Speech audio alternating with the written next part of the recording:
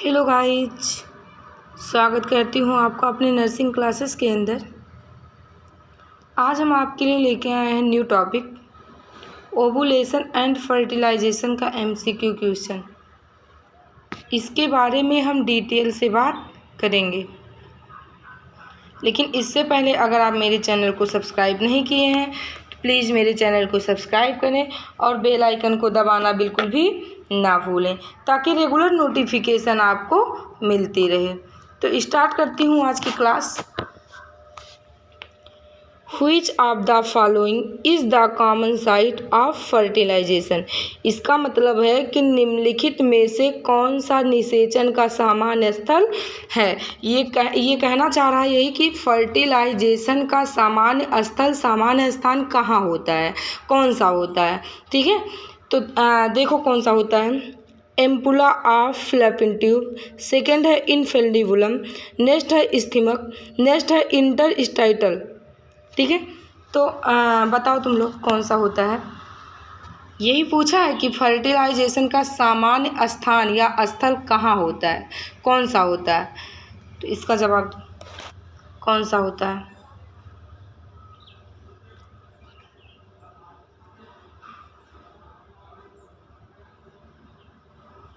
कौन सा होता है। Ampulla of the fallopian tube. कौन सा होता है। Ampulla of fallopian tube. ठीक है, नेक्स्ट देखते हैं। Next question, fertilisation of ovum in female takes place in.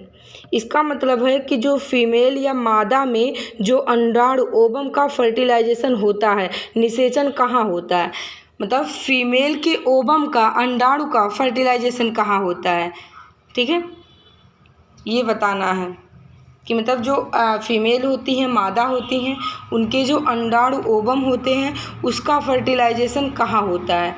Vagina में, सेकेंड है ओविडक्ट में, नेक्स्ट है यूट्रस में और नेक्स्ट है सर्विक्स में।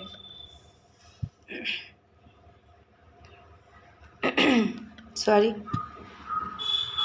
आंसर दो तुम लोग।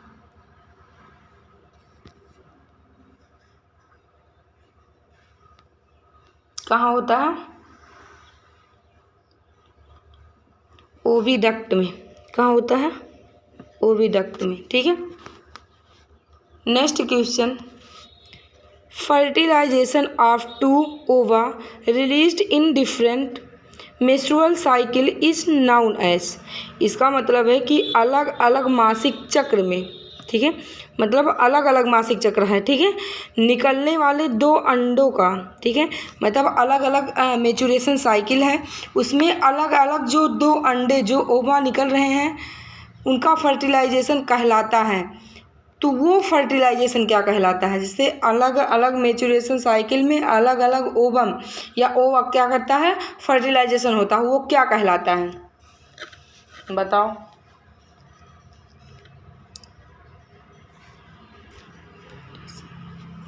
सुपरफिस्टेशन कहलाता है या सुपर फेक्डेंसन है या फीटस पेपरेशन या none of the above.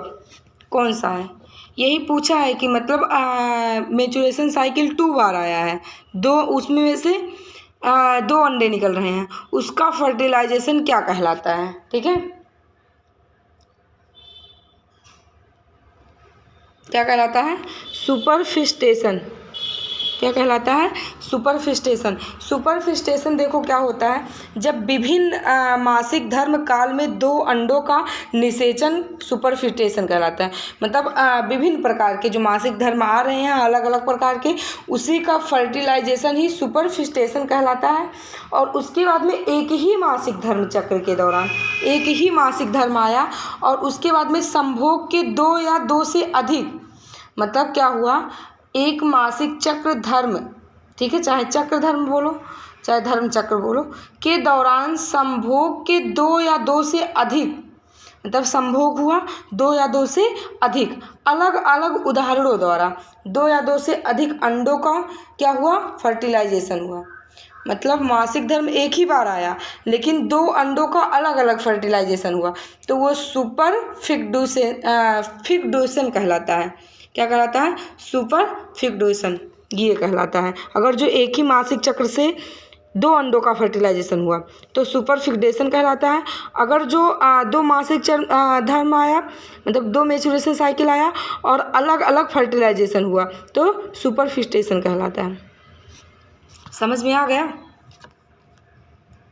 Next है the process of fusion of the spermatozoon with the mature ovum is called. इसका मतलब है शुक्राणु के परिपक्व यानी क्या है स्पर्म के परिपक्व अंडाणु के साथ संलयन यानी वो अंडाणु के साथ संलयन हो रहा है उसकी प्रक्रिया क्या कहलाती है? जैसे क्या है स्पर्म भी है और ओवम भी है और वो क्या कर रहे हैं संलयन हो रहे हैं यानी मिल रहे हैं तो वो क्या कहलाता है? ओवुलेशन कहलाता है कि गैमेटोजेनेसिस कहलाता है या फर्टिलाइजेशन कहलाता है या इम्प्लांटेशन कहलाता है। ठीक है तो इसका जवाब बताओ।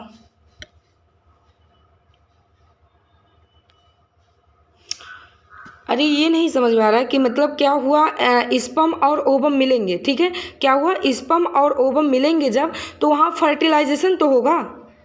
क्या होगा? फर्टिलाइजेशन तो ही होगा जब मेच्योर ओवम भी मिल रहा है और स्पर्म भी मिल रहा है तो उसके फ्यूजन को क्या कहते हैं? हम फर्टिलाइजेशन कहते हैं। ठीक है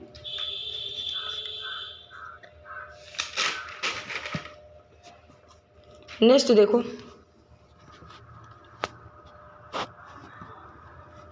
देखो ovulation is defined as. Ovulation को इस प्रकार परिभाषित किया गया है मतलब ओवुलेशन को किस प्रकार से परिभाषित किया गया है बताओ। देखो फर्स्ट पॉइंट है maturation of Graafian follicle. Next point है speech of blood through vagina. ठीक है नेक्स्ट पॉइंट है rupture of Graafian follicle. Next point है facilitate their maturation during embryonic development. ठीक है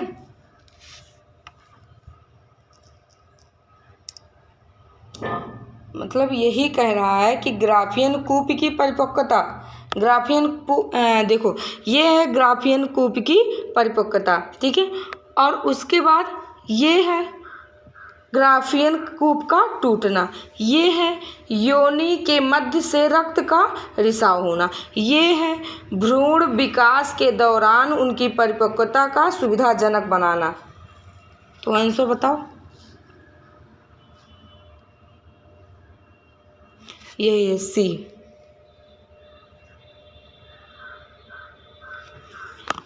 ठीक है rupture of Graafian follicle. Next है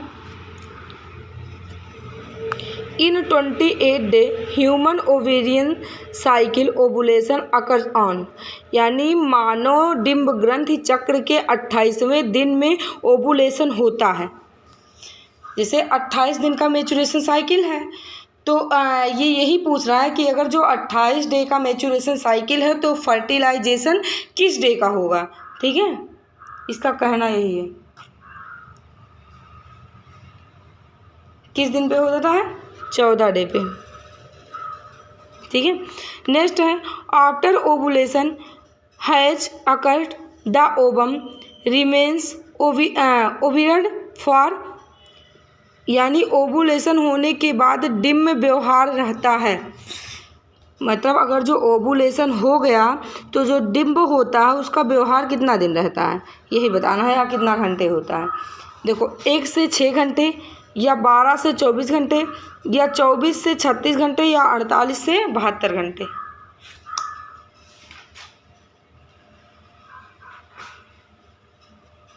कितना होता है 12 से 24 घंटे। कितना होता है 12 से 24 घंटे। अगर मेरा पढ़ाया हुआ आप लोगों को समझ में आ रहा है तो प्लीज़ मेरे वीडियो को सब्सक्राइब लाइक करें एंड शेयर भी। Thank you.